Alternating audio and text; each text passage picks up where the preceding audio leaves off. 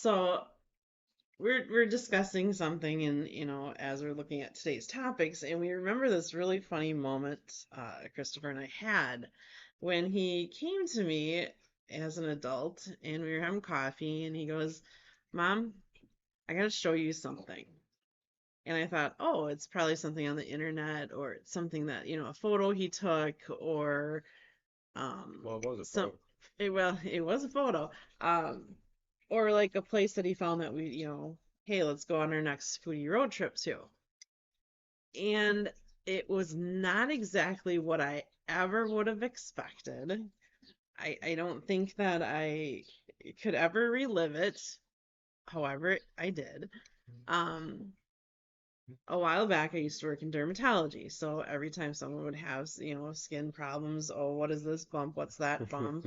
They would always come to me, and they'd say, well, how can I get rid of this rash? Or what is this? Should I go get this, looked at and cut off? Well, that day, over some coffee, Christopher came and showed me a picture. Do you want to explain what that picture was? I Because had a questionable night with someone I just met that night before. And I was a little bit concerned that I had an STD, so I showed you a picture of my junk. What better person to ask than your mom, who works in skin care? yeah, how many of you would be open enough with your adult child to do that? But see, I'm we're trying to get people to this level. Maybe not to go flash your parents or junk, but which I have done too. I've done that in person, Yeah, you um, have. over coffee as well. Uh-huh. So, I mean, it's kind of proof of our podcast here that we have open communication. However, it is very uncomfortable, I guess, at the moment. How's But the yeah, you're for a lack of words now, right? All of a sudden. yeah, I know, because I didn't really think I'd want to tell the world this. But it is very important that people know that you can talk to your parents about it. And the best possible person to ask is your mother. Like, who else would you ask? She's seen your penis more than anybody. That's true, because I she gave mean, birth to you. She changed all your yeah, diapers. like, I mean, She it's honestly the best person to show your junk to ask that kind of question because and thank God it wasn't anything serious and nothing wrong. yeah, no, I was clean, Yeah. thankfully. I think that's where my STD phobia started, was that night. Really? I think so, yeah, because that was the first time I ever had a scare. Like I was pretty loose in my youth, but that was the first time I had a real scare, and I think it ended up just being an acne or something, or Yeah, I think it ingrown was like hair. just like folliculitis or something. It wasn't anything serious, but Yeah, so I mean that's the I kind of didn't realize that it caused you that much yeah, fear of. I actually have a phobia of STDs now to a point where I ask women the last time they've been tested before I sleep with them. So, which apparently is becoming a pretty popular question for people. Yeah, it is because I've heard a lot of them say, "Well, did you had this done or that done?" And it's like, who would have thunk? But Because I've had women get really offended with me over the years when I asked them if they're clean and when the last time they were tested was, and they would get super pissed at me and just stop talking to me. And I wasn't doing it to be like, oh, you look like a hoe. It was just, I'm nervous of STDs. I would like to know if you're clean as well. Because I really don't want to have to go show my mom my penis again because it's really uncomfortable every time I got to do it. However, there's no one else I'm going to show it to to ask that question. There's no way I'm going to the hospital. because you don't want liquid nitrogen again, like you had on your Mm-mm. warts. No, that ruined that one for me. Anytime I get a red bump since then, I think I got to go get it frozen off. That was brutal. I will say that's probably one of the only times that I have seen you at the most vulnerable is when you had your hands treated, and he froze it with liquid nitrogen, and you're like, "Oh my God, can you stop?" Well, he did a good job because I never had another one. Correct. I mean, after that one, I never had a second one. So, I mean, he did great. However, it felt like I was getting a finger ripped off.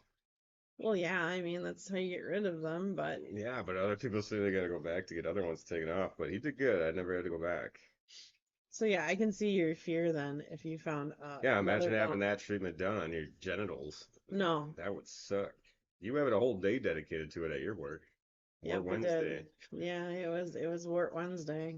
Yeah, Those are the some great days. I bet. Yeah, and I see your point. I said that is very valid, but If this one doesn't get us some viewers, I don't know what will. because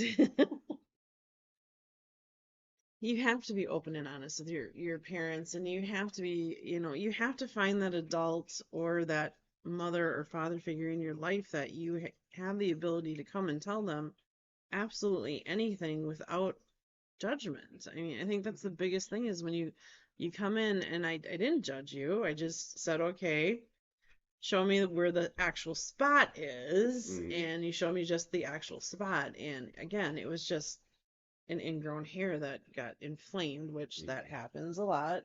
yeah, And but the ability, because we have such an open and honest relationship, which we haven't always had either, no. it But this was 6 years ago at least. Maybe not. no, it Maybe hasn't been four. 6 years. At least four. Well, I don't even think it was Because I was 4. with my ex for 3 years. And we've been separated for a year. And I did that before I moved to Nina. So it's been at least 4 years, 4 or 5 years. Mm-mm. Hmm. No, because I got divorced in 2020. We're in 2023. You weren't divorced yet when I showed you the It was first time. 2019. That's 4 years. Oh yeah, never mind. That's 4 years now. Yeah. I obviously can't do math Yeah. today, I or mean, you're so I busted. mean, we've had the openness for a while. We just haven't had the communication for a while. Correct. Communication's new. Openness has been forever. And I mean, my other children are just as open as well. I mean, my other son came to me and told me all about his first sexual experience, which was, I wouldn't go too into detail on that, otherwise he might get mad. he might get mad, but I'm not going super into detail because I will never say those details ever. Those will go to the grave with me, but I think it's the relationships that I've created with you guys that allowed the openness to happen. Hmm. Now, the communication with the other two aren't as strong as yours and my communication are, Hmm. because we've learned that it's you need someone and you need a sounding board that doesn't have judgment. Yeah. It has to be completely unbiased. You have to listen with an open heart. You have to listen with an open mind, and you have to be willing to see Hmm. each other's side of the perspective. Yeah. Do we agree on everything? Absolutely Very not. rarely. I was gonna say, well, I'd say we agree on things more and more as Well, I should clarify. We don't agree on things often, but we also don't argue no, there's because no we're argument. both advocate people, and that's not something we were born with. We had to develop that skill because devil's advocate is a skill. It's not a born trait. Correct. And that's where a lot of people get confused. They think that, oh, you're just born with the ability to argue both sides. No, that comes with getting rid of your ego. That comes with accepting that you're wrong.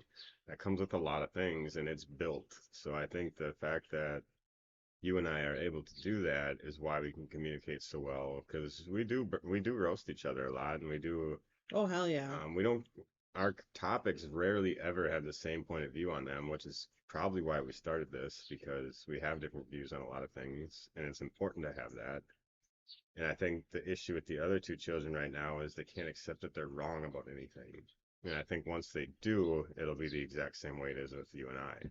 I do agree on that. I agree someday, sometime they will come around and they'll say, hey, or they might actually listen to you and I in here and say, hey, that is our mom. That Mm, we can go to her. She's not going to judge us. I mean, I may secretly judge you, let's be yeah, well, honest. you I mean, openly judge me, well, but I openly judge you because that's just how we and are. we've That's hit that point where I can handle it. Like I can handle judgment to my face. correct. I'm able to brush everything off because I know even though it's a judgment, it's not coming from a bad place. And I think that's where a lot of kids are confused with their parents too, is even though your parent is making a judgment about what you've done, they're not necessarily not loving you or shitting on you. They're just making an observation that's the truth. And a lot of kids take that as, oh, that my parents don't understand. It's not really the case. Maybe they were just trying to roast you a little bit to make the conversation easier.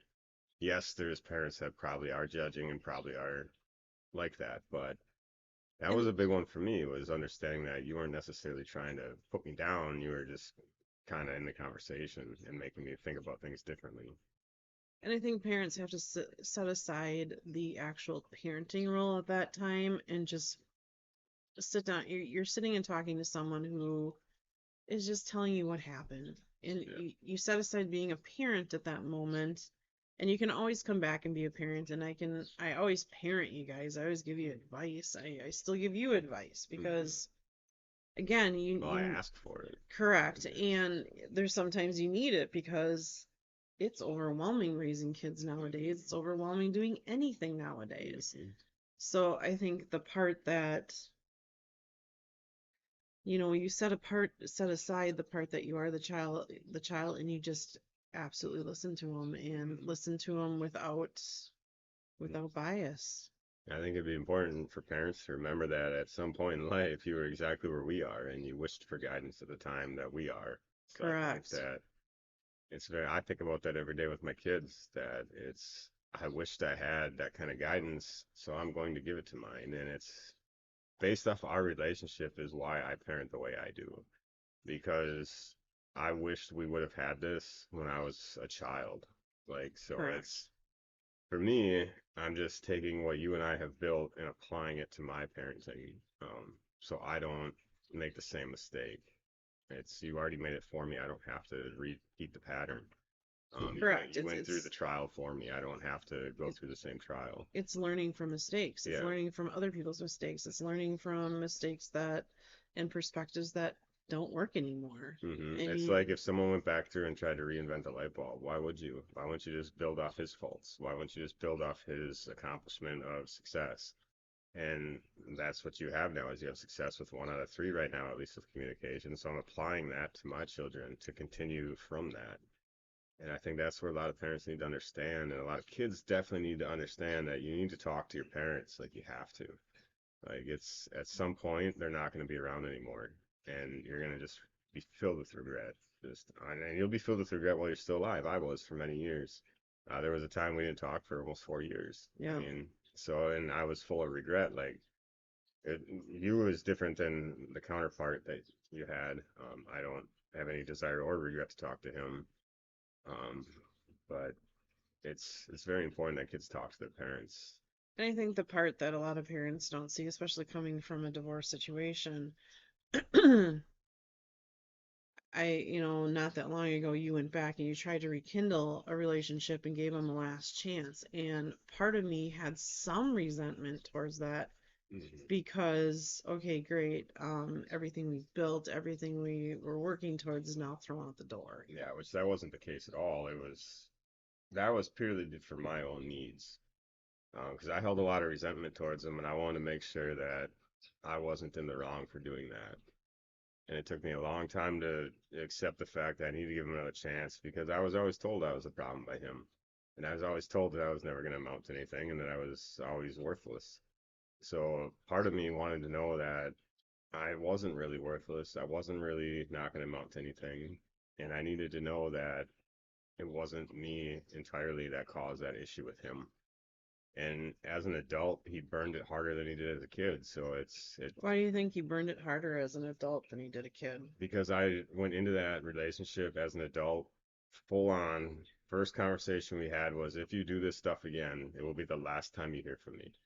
And it took less than a year for him to go right back to it, which told me that he had no desire to be a parent to me. So he burned it a lot harder. As a kid, he had no choice but to raise me because he took the role. Right. Whether he did it well or not, he still took the role. And as an adult, he willingly had the option to retry and just chose not to.